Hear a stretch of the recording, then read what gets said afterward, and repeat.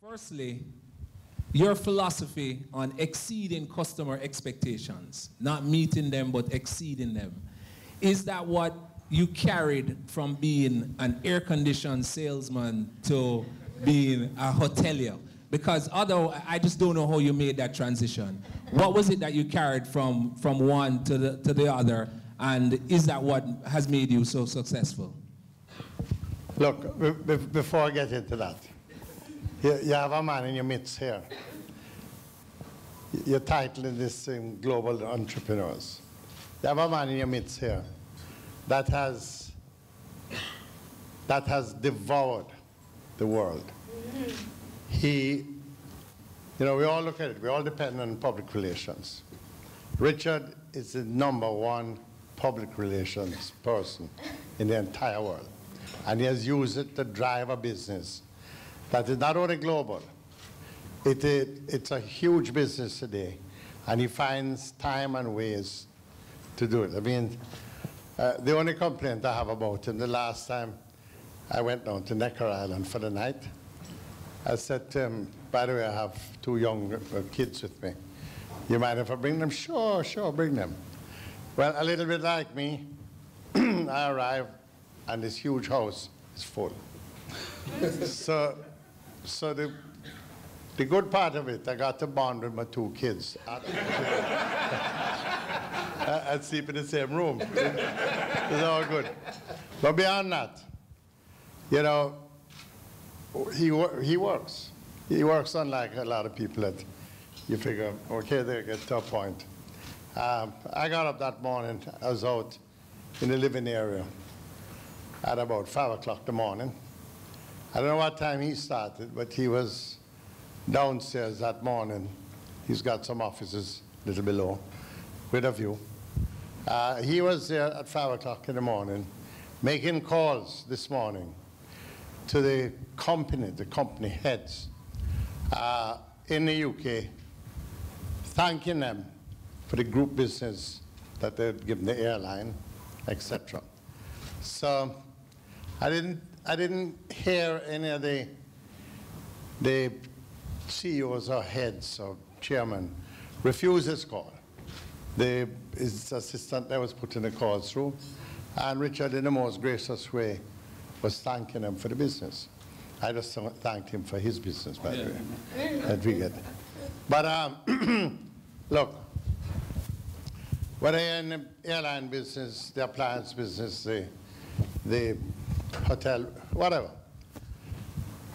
it begins with service, it continues with service, and it's all about service. You know your product, you try and know it better, you try and be as infectious as possible, and there's no guarantee for anything. You're going to make a lot of decisions over time, maybe 50 or over 50 a day. And instinctively, I think anybody that, first of all, if people are really serious about building a business, you're going to build it out of interest. The intensity of that interest is going to guide it. It's going to be a thermometer in terms of things that you didn't do as well as you could have done last time. You're going to do it better this time. Our son here, he's got a huge entrepreneurial ability. But where he is good, and people like me are not nearly as good, he plans his business. I'm not the planner that he is. I think it's through in my mind, and I act on that. I use instinct to a large degree. I also, like Richard, because I know a lot of the people that work for him, depend and work with a huge amount of people that are talented in their own right, and in so many cases, ahead of certainly me. So how you, I'm not even going to use manage it, but how you allow those people and allow them to take their own initiatives. And then at the end of the day, and look, I see Richard Branson dress up in a wedding gown. What's he doing? Launching his wedding program. Now, I gotta tell you, I could probably have done it if I'd thought of it, some of it, but I could not wear the lipstick. or have your legs shaved? Then there's a thing called courage. Branson is the most courageous human being in business I know. You know, those balloon trips that he made. One of them, one crashed over Ireland, am I right? Well, apart from being courageous, he also real lucky. Then there was another one in the Pacific or somewhere. Look, to get in a balloon to try and cross the Atlantic, the courage to get into that basket, and I mean, I know that he's not the pilot. I know he's got the ambition to work with the pilot, but you got to have a lot of confidence in that pilot. But beyond that, the chances, and look, I'm not going to spend a day talking about you, but there are a few things that I think the audience should know. My head's going to get so big I'm going to float out of the window in a minute. If it hasn't gotten big already, it's okay. He was trying to put together a deal with Singapore Airlines. Word has it that he needed to put the deal together. And he got Singapore Airlines, I'm not sure if it was dollars or pounds, to 600 million pounds for, I guess, everybody thought it was a 50% stake, but they only had 49%. Correct me when I'm going wrong. And he held out for $1 billion. I think he had people around him say, Richard, look here, hurry up and make up your mind, we have problems. He held out and he got the $1 billion. Now that doesn't deserve a clap. And that was in the 90s.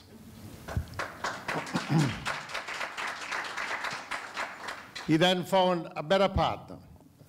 And he's got the right partner. I'm talking about the airline, where he was able to get Singapore to sell the same shares for, I don't know, $300 or $400 million.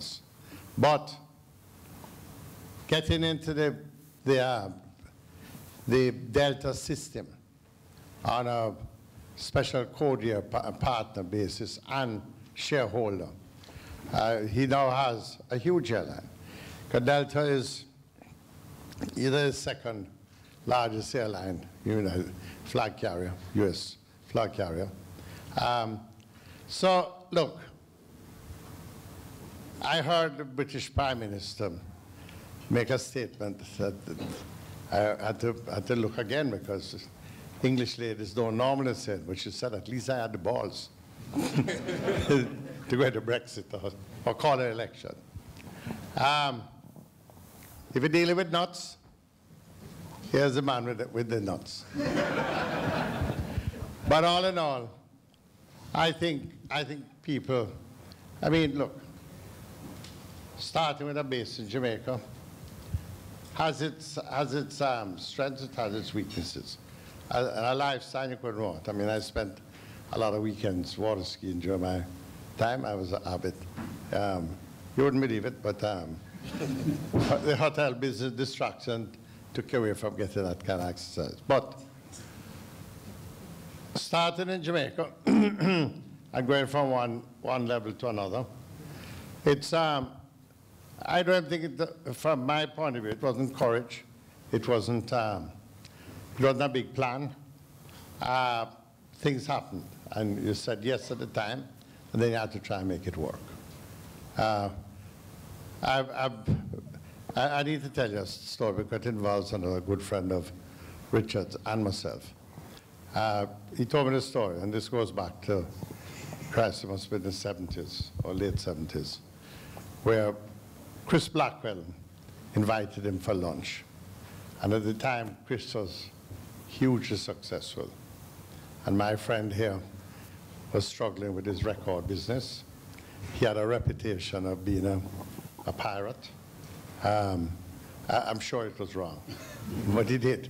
So Blackwell invited him for lunch, and for him he said, my God, the great Chris Blackwell, I mean, things are good. So he actually put on one of his better sweaters to go to the lunch. And so they had a great lunch. Chris paid for it. And at the end of the lunch, Chris said, look, Richard, the reason why I've invited you to lunch is that I don't want you to pirate my records. He said, no, I've not done that. He said, yes, I know you haven't, but I don't want you to. So that's an agreement. Thank you. All right. So, yeah, so I think, yeah, I'm very, very flattered to have Butch, who's somebody I've admired for years and years and years, say such delightful words. And I've always looked up to you. And yeah, you're maybe the greatest iconic individual in the Caribbean, and done incredible things. And obviously fantastic that you've got children who are doing so well as well. Yeah, the Virgin Bride story was true. It was one of our businesses that didn't work out, and I think we did some market research. We just found that there weren't any, and so so there was nobody there to buy our product. So it was we should have worked that one out before we went into the Virgin Brides. But anyway. So well, let's expand on that a little bit, Richard. Well, the fact that there aren't any Virgin Brides? Right. No, doing research, and just how do you actually move from a local thought process, being a local entrepreneur? Obviously, you're operating in an environment that you think you can be successful. But how do you translate that from just that environment to the global environment?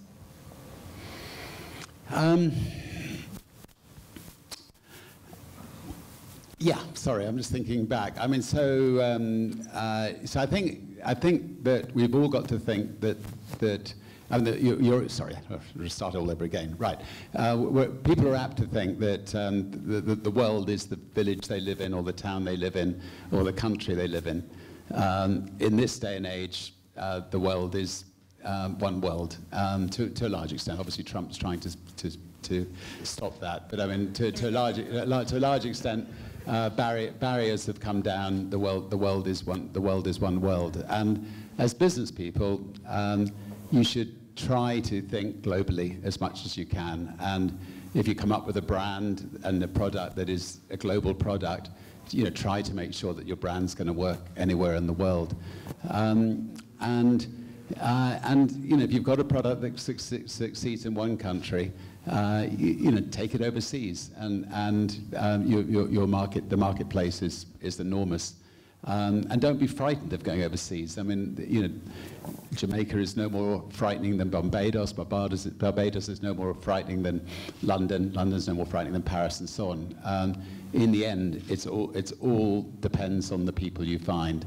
And so when Chris Blackwell said to me, stop being a pirate, become a legitimate business, and I said, okay, we'll come and compete with you legitimately. And actually, I think we built an even bigger record company than him. So it was a big mistake of his to say that. But we were signing artists in the UK, but artists in the UK needed distribution in France and Germany and America and so on. So we went and set up companies around the world. And then, of course, we started signing local French acts and local German acts and local American acts. And in time, the record label became the largest independent label in the world. And if we hadn't thought globally, we wouldn't have done anywhere nearly as well. Yeah. All right. We heard a little bit